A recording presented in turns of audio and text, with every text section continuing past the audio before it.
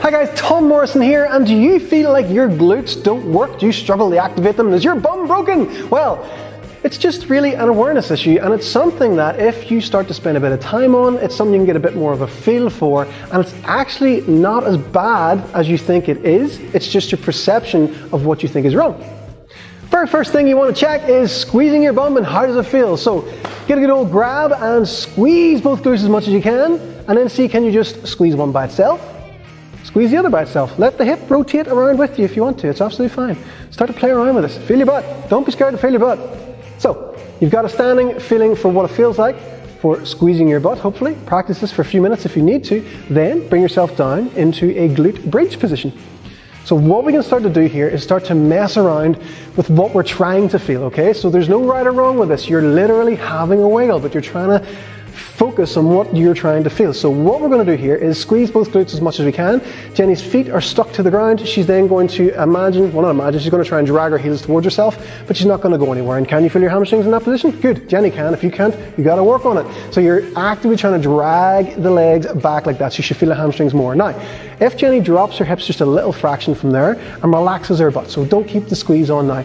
Do the exact same thing. Pull in. You'll probably feel more hamstring, exactly. So with the glutes not squeezed and pulling the legs in, you'll feel more hamstring. Then bring it back up, squeeze the glutes as much as you can, pull back in. Your glutes are definitely working, but you probably still feel more hamstring because you're still getting that pull in. So the glutes are actually working, you're just more aware of the hamstring, so it's not really that much of a big issue. Now you can start to play around here with different things. So what I want Jenny to do now is keep her hips relaxed a little bit and just make herself feel her left hamstring. So she pulls in on the one side, everything starts to feel like it's wanting to go that way, then relax that one, pull on the right side, and then what we want to do is just squeeze the right glute and just the left hamstring. So you're making like a cross pattern, and then swap that up so you're squeezing the left glute and pulling in with the right hamstring. And then bring it all back in together of feeling everything together at that same point. So you're just trying to bring awareness in different patterns to your body. Make your body have to think and really focus on what you're trying to feel in these positions. So you're not, things are moving a little bit, but it's not like a really gross exaggeration. But Jenny's able to feel that big change with what the muscles are doing. If you need to play around with even your foot placement, say you needed to have your feet away from you a bit further to feel your hamstring a bit more, absolutely fine. Do not be scared to play around in a glute bridge. You're not going to hurt yourself. So focus on maximal contraction, focus on feeling the hamstrings, then focus on even push your feet away from yourself with the glutes fully squeezed, and you'll hopefully start to feel a bit more glutes. So what is correct for the glute bridge? Feel everything. Your hamstrings and your glutes should be working together. If you want to add more hamstrings to it, start to do that pull. So your hamstring is supposed to bend your knee. So if you start to try and bend your knee, your hamstring will get more involved. Keep a little bit of a posterior tilt in this position so you're not just arching your back whenever you're doing the exercise. And then you can start to play around with these positions and start to focus on more muscle awareness. So that is the goal with this drill. Spend some time on it. Then, Jenny, what we want to do is actually check if the exercises that you're doing are being done in the right way. Come with me. So, can you properly extend from the hip while using the glute and not arch your lower back? So a good exercise for that is your banded kickback. Or if you're in a gym, you can use the kickback gym machine. So what Jenny's going to do here is hold on. She's going to posterior tilt the pelvis, so tuck it underneath herself. Then she's going to kick back. So she's going to squeeze her glute as much as she can first, and then kick back. So she squeezes her bum first and then goes back as far as she can. That's as high as her leg can actually go up. Her hip is extended at the front here. If she was to arch her back and get her leg up higher, that's all lower back. So she's not using the glute efficiently. So it's actually the exercise that she's using is wrong because she's doing it in the wrong way. So she's not achieving what she wants or needs from the exercise. So this is really important stuff to check, guys. Honestly, the amount of people that I've met that have, they're doing all kinds of crazy mobility drills and then they're going and doing exercises like this is insane. So make sure you're doing the exercises that you're training absolutely right. The other thing we could look at would be your deadlift. Now, the banded kickback's great.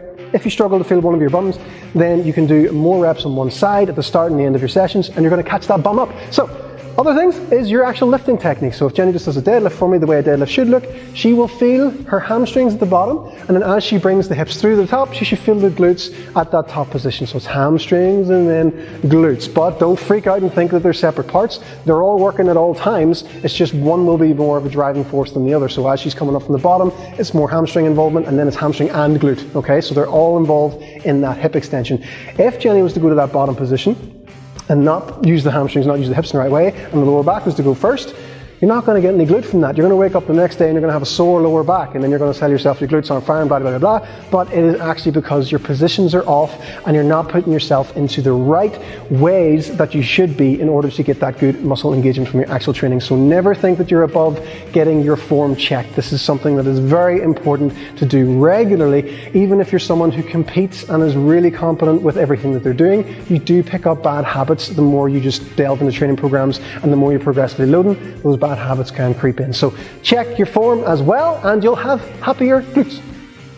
Outside of bodybuilding isolation exercises, most muscles will work together as part of a group in order to achieve a motion. You might be hyper aware of one certain muscle. It doesn't mean the others aren't working. You want to make sure that you take a bit of time to address these things and almost settle yourself down if you really believe that a certain muscle isn't working, because that can really hinder your training and make you think that you're weak whenever you're not weak at all. You do not want to just brush it off and completely ignore it. If you really do struggle to feel one glute, what can happen to you is what happened to me, is you can end up with a really overactive hamstring on one side and a really overactive erector on one side. So you do want to make sure to take the time to address this stuff, or you could potentially leave yourself open to more chance of potentially picking up an injury. It doesn't mean it's definitely going to happen. It's just something you want to think about. If you can't feel your ass on one side, you want to make sure that you're trying at least to bring a bit of balance to the force, as it were. So never get obsessive about the stuff, but do work on it and keep always working towards better body awareness. Okay, guys?